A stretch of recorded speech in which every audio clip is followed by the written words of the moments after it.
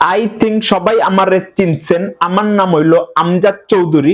তো আমি ভারত বাংলাদেশের খেলা লইয়া কিছু মারতে চাই।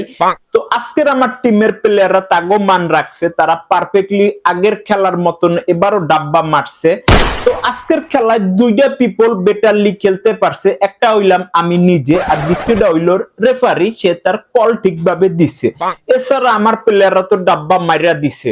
তাগরে আমি 4বার সুযোগ কইরা দিছিলাম যাতে গোল দিতে পারে, কিন্তু তারা কি করছে, তারা ডাব্বা মাইরা দিছে। এটা ইন্টারন্যাশনাল খেলা, নাইলে আমার মেজাজ এত গরম হইছিল আমি তাগো পাশা লাইটটাইয়া আমাগো জার্সি লাল কালারের মতন লাল কইরা দিতাম, কিন্তু সুযোগই নাই। এটা ইন্টারন্যাশনাল খেলা। তো আমার মাথাটা এত গরম হইছিল, আমার এই জাপার লেগে আমার মাথাটা ঠান্ডা আছে।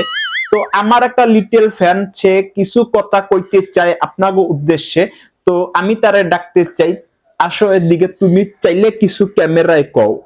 একটা শিয়াল যদি 10টা গাধার সাথে খেলে তাহলে শিয়ালটা গাধা হয়ে যাবে।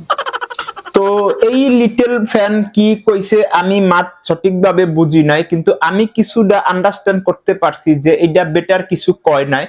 তো আপনাকে উপরে আমি একটা বিচার ছাইড়া দিব যে আসলে আমার কি করা যায়। কারণ আমার টিমের প্লেয়ার গো, আমার মনে হয়, আমার থিংকিং এ কয় যে ওগো যদি ফুল মাঠও একটা গোল পোস্ট দিতাম আর তরমুজের মতন বড় বড় বল দিতাম, সবার পায়ে যদি একটা কইরাও সিঙ্গেল বল থাকতো, আমার মনে হয় ওরা বার পোস্ট উড়ে উড়ে মারতো, ওরা গোল দিতে পারতো না, কারণ ওরা অকর্মার ডেকির মতনই কাজ করছে। যারা এই ফুটবল ইন্টারন্যাশনাল খেলায় 4টা সুযোগ পায় গোল দিতে না পারে, তারা কি পারে? আমি আমার থিংকিং এ কিছু ধরে না। তো এটা আপনারা কমেন্টের মাঝে কইবেন। আমি আমজাদ চৌধুরী বিদায় নিতেছি।